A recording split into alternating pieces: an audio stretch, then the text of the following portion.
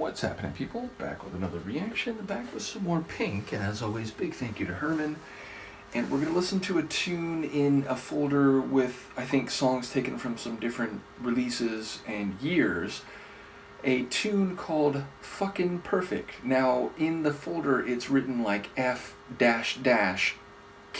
which is to say ckin apostrophe, not G, perfect. So, I don't know if it's written that way in the official release, though I would expect that to be the case, or whether this has been, sort of altered so that it is not going to run afoul of YouTube algorithms. Nevertheless, the phrase, it's the kind of phrase that you use when you're being sarcastic or ironic, meaning you don't say, oh, it's fucking perfect, like with a big happy smile, or at least that usage, I think, would be far less common than when something doesn't go your way, something perfectly, quote-unquote, bad happens, and you say, well, that's just fucking perfect. So it feels more like this is an expression of exasperation or frustration or lamenting that something has happened precisely in a way that you would like to have avoided. So let's see if I'm right about that and give it a listen. This is Pink. The song is Fucking Perfect. And that is not me describing it, though it may be that also, but that is in fact the title. Made a wrong turn once or twice, dug my way out, blood and fire, bad decisions, that's alright. Welcome to my silly life, mistreated, this place misunderstood, misknowing it's all good, it didn't slow me down, mistaken, always second guessing, underestimated, look I'm still around. Pretty, pretty please, don't you ever feel like you're less than fucking perfect. Pretty, pretty please, if you ever feel like you're nothing, you're fucking perfect to me. You're so mean when you talk about yourself. You were wrong. Change the voices in your head.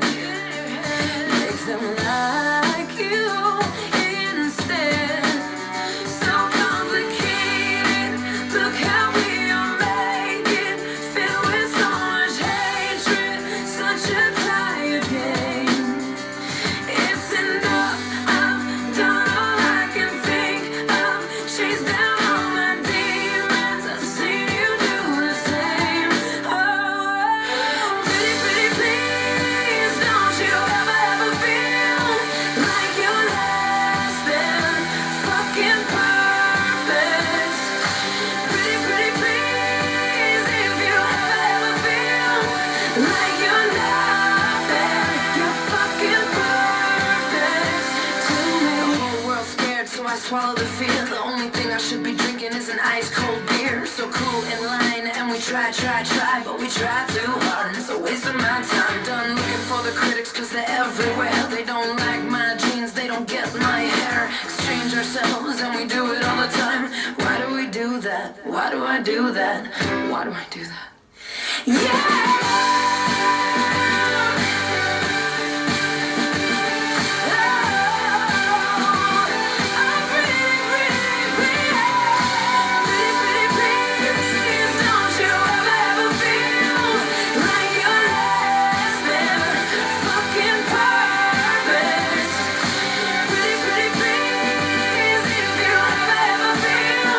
Like you're nothing, you're fucking perfect.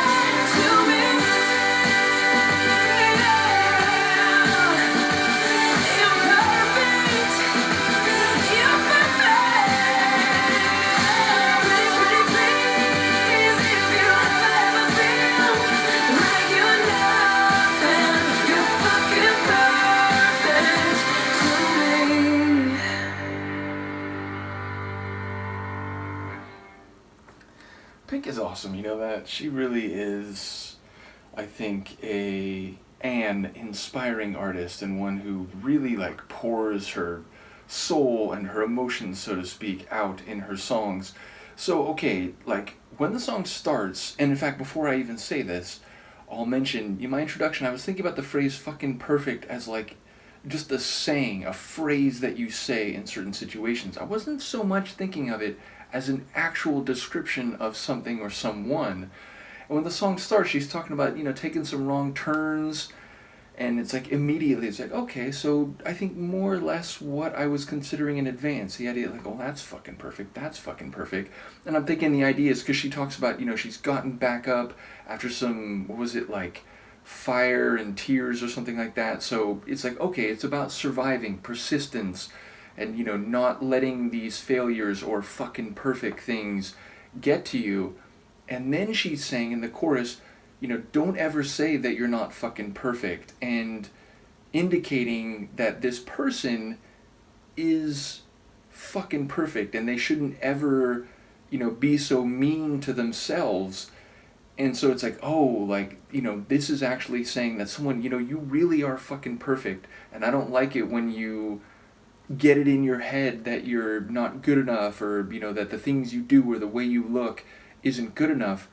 And then that leads me to the conclusion that maybe this is about her, that she's saying it kind of like in the second person, like she's talking to someone, but I'm suddenly thinking of her kind of like looking in the mirror, in part because of what she said at the beginning, and then in part because eventually she starts saying like, oh, all I ever hear is people don't like the way I wear my jeans or the way I look, and then it's like, oh, so this is about self-affirmation and about believing in yourself and being kind to yourself and not always tearing yourself down and having a negative attitude or letting those negative perceptions become your own when they don't have to be. Now, it still, I think, might be about someone else, but I think it's easy to read the lines here as being about herself, and again, not internalizing the negativity that critics and others like, oh, you have it so good, you don't deserve this, or you live this charm life, and you actually,